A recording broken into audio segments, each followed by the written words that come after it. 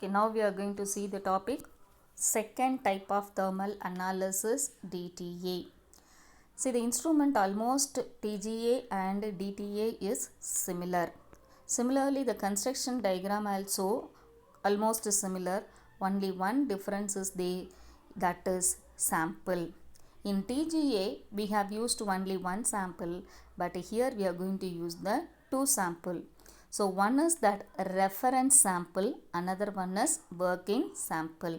The reference sample should be in constant, that should be reference value, that is fixed value. In the working sample should be placed on the sample holder. Now we are going to change the temperature on the working sample only.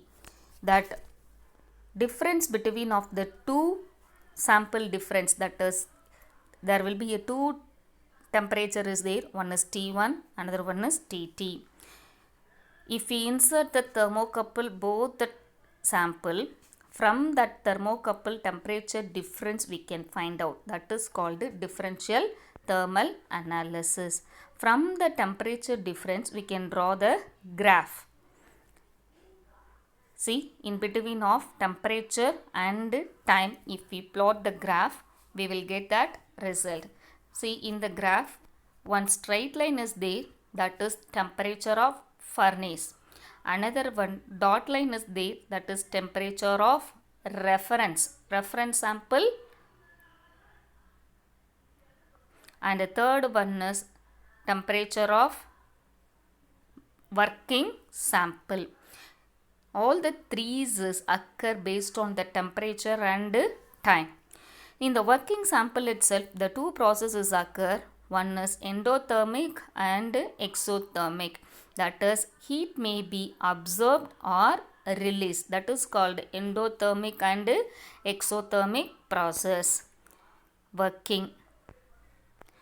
Both the sample and reference are placed symmetrically in the furnace. Both the sample and the reference are placed symmetrically in the furnace.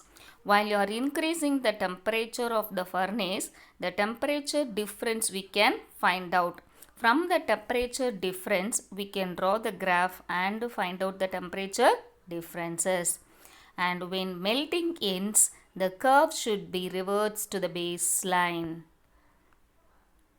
From this we can detect transition and reaction temperature of the sample. Advantage. By using of this instrument, we can find out the result should be even at very high temperature, and it is very highly sensitive, and the transition and the reaction temperatures are measured accurately. Even though this instrument is also having one disadvantage, that is because of heat, the transition and the reaction can occur up to 50%. Applications. By using of DTA, we can find out the phase diagram, heat changes instrument and decompositions. And this DTA instrument used in medical and food industries. And it is used in cement, mineralogical research and environmental studies. And it is used in archaeological materials.